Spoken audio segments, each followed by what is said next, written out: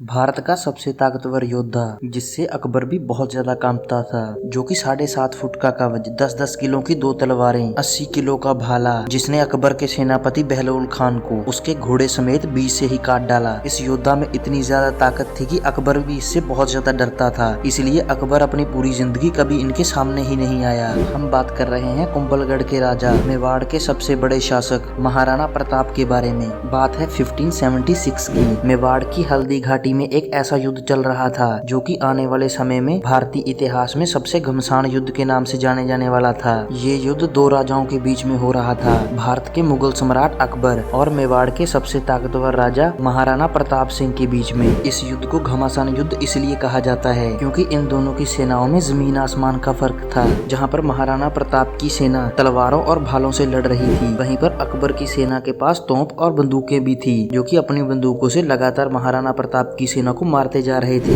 वहां पर महाराणा प्रताप की सेना की गिनती सिर्फ 20,000 थी, जबकि अकबर की सेना की गिनती 80,000 से ज्यादा थी। वहीं पर महाराणा प्रताप के लिए सबसे बड़ी मुसीबत थी महाराणा प्रताप का भाई, जिसने युद्ध के समय में जाकर अकबर से हाथ मिला लिया था। ये सब जानकर ऐसा लगता है कि ये युद्ध अकबर ने बहुत आसानी से जीत लिया होगा, लेकिन ऐसा बिल्कुल भी नहीं हुआ। हिस्ट्री की किताबों में ऐसा बताया गया है कि इस युद्ध में महाराणा प्रताप अपने घोड़े के साथ भाग गए थे, लेकिन इस वीडियो की कहानी थोड़ी डिफरेंट होने वाली है, क्योंकि इस वीडियो में आपको पता चलेगी हल्दी घाटी की युद्ध की असली सच्चाई। 16वीं सदी में अकबर ने भारत के बहुत बड़े हिस्से पर कब्जा कर लिया था, लेकिन अकबर ने एक राज्य नहीं जीता था। वो राज्य था राजस्थान का मेवाड़ इलाका। उस टाइम पर मेवाड़ के शासक थे राजपूत राजा उदय सिंह सेकंड। चाहे ये राज्य छोटा सा ही था, लेकिन अकबर के लिए ये राज्य बहुत ज्यादा जरूरी था, क्योंकि मेवाड़ राज्य गुजरात और दिल्ली के बिल्कुल बीच में आता था, और उस टाइम पर मुगलों का सबसे ज्यादा व्यापार गुजरात पोर्ट पर होता था। अगर उनको गुजरात पोर्ट पर जाना होता था तो उनको मेवाड़ से होकर जाना होता था,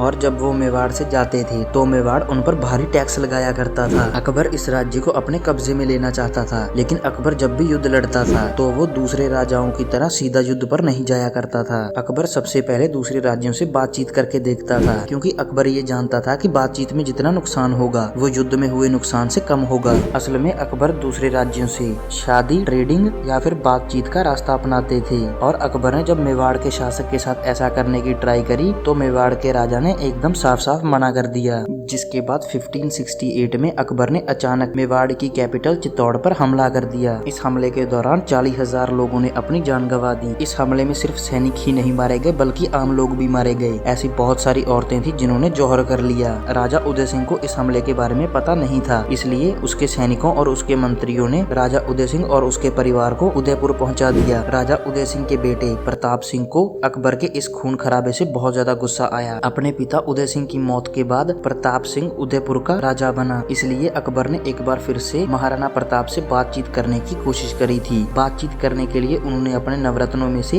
एक बार टोडरमल को भेजा और दूसरी बार मान सिंह को भेजा। अकबर ने बातचीत करने के लिए अपने 8 लोग भेजे थे, लेकिन 8 बार ही महाराणा प्रताप ने बातचीत से मना कर दिया। ऐसा भी माना जाता है कि अकबर मेवाड़ के लिए इतना ज्यादा तरस गया था कि उसने महाराणा प्रताप को बोला था कि तुम मुझे मेवाड़ दे दो, मैं तुम्हें अपना आधा भारत दे दूंगा, लेकिन इसके लिए भी एक कंडीशन रहेगी कि तुम्हें मुगल साम्राज्य के नीचे रहकर काम करना पड़ेगा। लेकिन मेवाड़ का शासक अपना सर नहीं झुकाने वाला था, इसलिए प्रताप सिंह ने इस ऑफर को भी ठुकरा दिया, और इसी बात से शुरुआत हुई भारत के इस युद्ध की। इस युद्ध को हल्दी घाटी के युद्ध के नाम से जाना जाता है, लेकिन इस युद्ध का असली नतीजा बहुत कम लोगों को पता है। बहुत सारे इतिहासकार और बहुत सारे लोग ये नहीं मानते कि इस युद्ध में महाराणा प्रताप की जीत हुई थी। असल में इस युद्ध में महाराणा प्रताप की ही जीत हुई थी। असल में जब किसी को पता भी नहीं था कि हल्दी घाटी का ये युद्ध होने वाला है, महाराणा प्रताप ने तभी इस युद्ध के बारे में योजना बना ली थी। महाराणा प्रताप जब भी अकबर के हर समझौते को ठुकराते जा रहे थे, तब तक उन्हें ऐसा लगता था कि अकबर के साथ एक बार युद्ध होकर ही रहेगा। इसलिए महाराणा प्रताप ने युद्ध की तैयारी करनी बहुत पहले से ही शुरू कर दी थी। इसलिए महाराणा प्रताप खुद ऐसी जगह रहने लगे, अगर ये युद्ध होता है तो अकबर की सेना को हल्दी घाटी से गुजरना ही पड़े। हल्दी घाटी दिखने में कुछ ऐसी दिखती थी, देखकर ही ये बात पता चल जाती है कि इस घाटी से निकलने के लिए जगह बहुत कम है। इसलिए ये अंदाजा लगा पाना बहुत ज्यादा मुश्किल नहीं है कि अकबर की सेना को भी यहाँ से निकलना पड़ा था, और अकबर की सारी सेना एक बार में यहाँ से नहीं निकल सकती थी। जब उदयपुर का युद्ध हुआ था तो उसमें अकबर का सबसे बड़ा हथियार थी तोपें, लेकिन हल्दी घाटी की ये गली इतनी छोटी थी कि मुगल यहाँ से अपनी तोपें लेकर निकल ही नहीं पाते, इसीलिए इस युद्ध में उनको अपनी तोपों के बिना ही लड़ना पड़ता। वहीं पर ही महाराणा प्रताप ने अपनी सेना में भील कबीले के लोगों को भी शामिल कर लिया। किया। भील कबीले के लोग तीर चलाने में बहुत ज्यादा माहिर थे। भील कबीले के लोग ऊपर से ही अकबर की सेना को तीरों से मार रहे थे और युद्ध की हर खबर महाराणा प्रताप को दे रहे थे। और जून 1576 में महाराणा प्रताप हल्दी घाटी के युद्ध में मुगलों से लड़ने पहुंच गए और इस युद्ध में महाराणा प्रताप का सामना हुआ मुगलों के सेनापति मान सिंह से। मान सिंह उस टाइम पर अपने हाथी पर सवार थे। इस युद्ध में महाराणा प्रताप का सबसे ज्यादा साथ दिया था उनके घोड़े चेतक ने। चेतक ने हाथी पर इस तरह से वार करा कि मान सिंह का हाथी पूरी तरह से हिल गया और मान सिंह युद्ध के मैदान में नीचे गिर गए। लेकिन युद्ध लड़ने के लिए हाथी की सूंड पर तलवारें बांध दी जाती थी,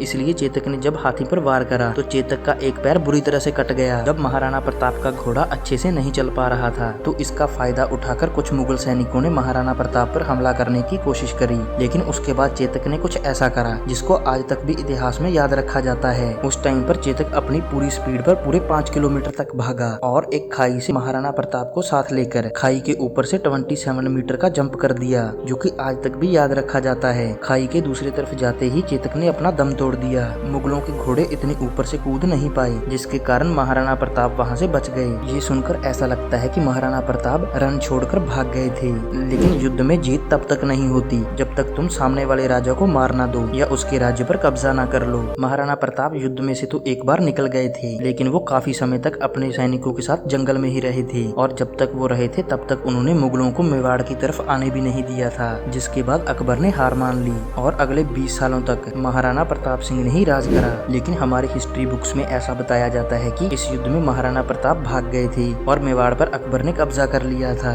आप महाराणा प्रताप के बारे में क्या कहना चाहोगे हमें कमेंट सेक्शन में जरूर बताएं। साथ में अगर आपको वीडियो अच्छी लगी हो तो वीडियो को लाइक और शेयर जरूर करें। आगे और भी ऐसी ही नॉलेजेबल वीडियोस देखते रहने के लिए चैनल को सब्सक्राइब करके बेल आइकन पर जरूर से प्रेस करें। वीडियो देखने के लिए धन्यवाद।